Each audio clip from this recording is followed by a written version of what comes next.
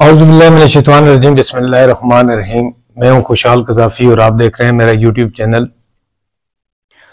सबसे पहले मैं ये गुजारिश करूंगा कि आप मेरे इस चैनल को लाइक करें, शेयर करें और सब्सक्राइब करें। और दूसरा आइकन के जो बटन है इसको आप क्लिक करें ताकि मेरी हर आने वाली वीडियो आप तक पहुंचे। क्योंकि मैंने आपसे वादा किया था कि मैं ऐसे टिप्स जो जरूर जिनको मैंने स्टडी किया है और जिनका आपकी लाइफ से जो रेलिवेंट हैं कि हम किस तरह माशरे के बेहतरीन फर्द बन सकते हैं और हमारी जिम्मेदारियां क्या हैं, तो आज मैं उस पर बात करूंगा। इससे पहले मैं आपको क्योंकि एक कहावत सुनाना चाहता हूं। कहते हैं कि किसी महल्ले में एक जो वो मल्ला असल में फिलासफरों का था, फिलासफर थे, बड़े लिखे लोग थे। तो उस मोहल्ले में उस गरीब बेचारे ने, गरीब था, उसने मछली की दुकान लगा ली। जब दुकान लगाई तो उसको अपने जो दोस्त अहबाब थे उन्होंने कहा जी कि आप इस तरह करें, सादे लोग थे, उन्होंने कहा आप इस तरह करें कि इसका कोई साइन बोर्ड लगाएं ताकि पता चले कि यहाँ पे आप करना क्या चाहते हैं। तो उसने मछली की दुकान खोल ली और बाहर उसने एक साइन बोर्ड लगाया। उस पे उसने लिख दिया कि यहां ताजा मछली दस्तयाब है। जिस दिन उसने लगाया तो दूसरे दिन एक ऐसा जो फिलासफर थे तो वो टहलते हुए वहां से गुजरे तो उन्होंने बड़े गौर से देखा। देखने के बाद बोर्ड को बड़े गौर से देखा। देख के उन्होंने कहा आप ये क्या लिखा है बाहर? उसने बताया कि जनाब मैंने लिखा है कि यहाँ पे ताजा मछली दस्तयाब है। तो चूंकि ये मछली की दुकान है तो उसने कहा इतना लंबा बोर्ड लिखने की क्या जरूरत है, यहां पर ताजा मछली दस्तयाब है लिखने का क्या मतलब है? बस लिख लें कि ताजा मछली दस्तयाब है। तो लिहाजा ये कोई मुनासिब नहीं लग रहा है और यहां जो लफ्ज आपने लिखा है इसको काट दें। बेचारा सीधा साधा था, उसने बुलाया पेंटर को, उसने कहा ये जो पीछे लफ्ज यहां लिखा है इसको आप काट दें। उसने काट दिया। दूसरे दिन ये हुआ कि कोई कहीं दूसरे फिलासफर साहब का वहां से गुजर हुआ तो उन्होंने उससे जब बोर्ड देखा तो उन्होंने कहा ताजा मछली दस्तयाब है, यहां तो पहले कट चुका था, ताजा मछली दस्तयाब है, ये क्या साइन बोर्ड लगाया है? वो मछली वाले से उन्होंने पूछा। उसने कहा जी ताजा मछली दस्तयाब है और ये लिखा है। उसने कहा यार ये इतना बड़ा लंबा बोर्ड लगाने की क्या जरूरत है, ये जो ताजा लिखा है ये लफ्ज काट दो, बस मछली दस्तयाब है तो मछली ताजी होती है। उस बेचारे ने फिर पेंटर को बुलाया और फिर उसने वो जो लफ्ज ताजा लिखा हुआ था वो भी मिटा दिए। एक दिन गुजरा, एक दिन छोड़ के फिर अगले दिन एक नए फिलासफर साहब आ गए। उनका वहां से गुजर हुआ तो उन्होंने बगौर दुकान को देखा, मछली को देखा। उन्होंने कहा ये क्या लिखा है बाहर आपने ये जो साइन बोर्ड लगाया है? उसने कहा जी मैंने साइन बोर्ड लगाया कि यहाँ पे ताजा मछली दस्तयाब है, वो इस तरह हुआ, यहां भी कट गया, ताजा भी कट गया, मछली दस्तयाब है तो ये बोर्ड है और फला। उसने कहा कि 2-3 साल पहले आए उन्होंने ये कहा। उसने कहा यार वो तो बिल्कुल ठीक कहा उन्होंने, जब मछली है तो आपको लिखने की क्या जरूरत है, नजर आती है ना ये मछली है तो बस आप बाहर लिखते हैं दस्तयाब है। उसने जो वो लफ्ज था आखिर उस बेचारे ने ये किया कि वो मछली का काट दिया, आवरेज है दस्तयाब है। एक और अगले दिन एक और साहब आए, फिलासफर थे वो भी। उन्होंने गौर किया, गौर करने के बाद उन्होंने कहा यार ये क्या लिखा है? उसने कहा जी लिखा है बस। उसने वो अपनी जो राम स्टोरी थी, कहानी थी, वो उसको सुनाई। उसने कहा यार ये दस्तयाब लिखने का क्या मतलब, बोर्ड उतार दो क्योंकि यहां पे बिल्कुल मछली नजर आती है। आखिर उस बंदे ने, बेचारे ने ये किया कि वो जो लिखा था दस्तयाब है वो वाला वो बोर्ड पूरे ही उतार दिए। वही है कि उसका कारोबार बंद हो गया। कारीन मेरी ये बात बेशुमार लोग जो हैं, दोस्त अहबाब, वो इस बात को समझ गए होंगे कि मेरा इशारा किस तरफ था। मेरे कहने का मतलब ये है कि इस वक्त हमारा जो मुल्क है मुल्क पाकिस्तान ये बिल्कुल फलासफरों के बीच में फंस के रह चुका है।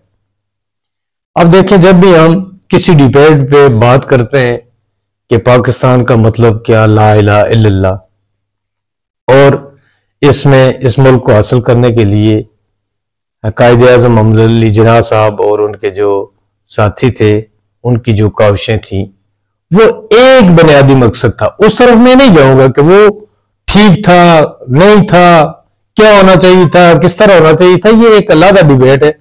लेकिन उनका बुनियादी मकसद जो था पाकिस्तान बनाने का, वो था दो कौमी नजरिया, जिसको मेरी तरह आपने भी पढ़ा होगा, मुख्तलिफ स्कूलों के सिलेबस में आपने पढ़ा होगा कि वो था दो कौमी नजरिया।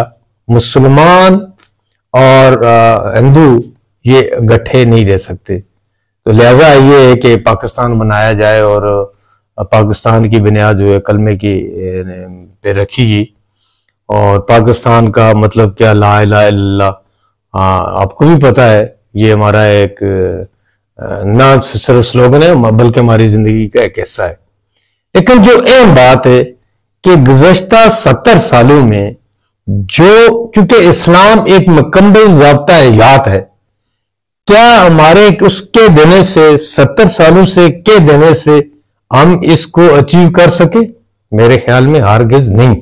इसलिए कि हमारी डायरेक्शन और है, रास्ता और है, मंजिल की और है। फॉर एग्जाम्पल, एक बंदे ने लाहौर से, यहां पे लाहौर में, उसने जाना है कराची, बस लगी हो जिसका साइन बोर्ड लगा हो कि वो रावलपिंडी जा रही है। आप मुझे ये बताएं कि उस बस में चढ़ के अगर वो बैठ जाता है तो बस चलती है तो वो क्या कराची पहुंचेगा? कभी नहीं। इसलिए कि उसने बस का इंतखाब ही गलत किया। गलत क्या किया कि उसको कराची ही वाली बस पे बैठना चाहिए था, तब जाके वो कराची पहुंचता। यही कुछ सूरत हाल हमारे इस मुल्क की बन गई है। जमहूरियत को यहां पे आजमाया गया, हर तरह के जो मेथड थे और पाकिस्तान में वो अपनाए गए, लेकिन जो अवाम की जो पोजीशन थी, जो लोगों की सूरत हाल थी, वो न बदल सकी। नए नए सियासतदानों ने अपने नए नए कार्ड खेले, नए नए प्लान बनाए, लेकिन हम बजाय बेहतरी की तरफ जाने के, हम केतरी की तरफ जाना शुरू हो गए। और अब एक, क्योंकि नेट के जमाने ने तो और ये हमें परेशान करके रख दिया।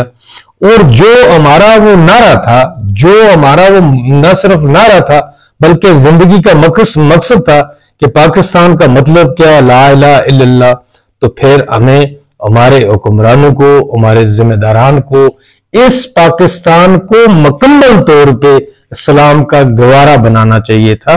और इस मुल्क में मिसाली, पूरे वर्ल्ड में हम मिसाली इस्लामी निज़ाम हुकूमत होता, इस्लामी हुकूमतें होती, शूरा होता, जिस तरह इस्लामी एक निज़ाम था, तो तब जाके हम कामयाब होते। तो हम अमल से ज्यादा बातों पे गुजारा कर रहे हैं और हमारी डायरेक्शन कोई और है, जाना कहीं हमने और है और रास्ते कोई और तलाश करते हैं, तो इन रास्तों में हमारी बका नहीं है।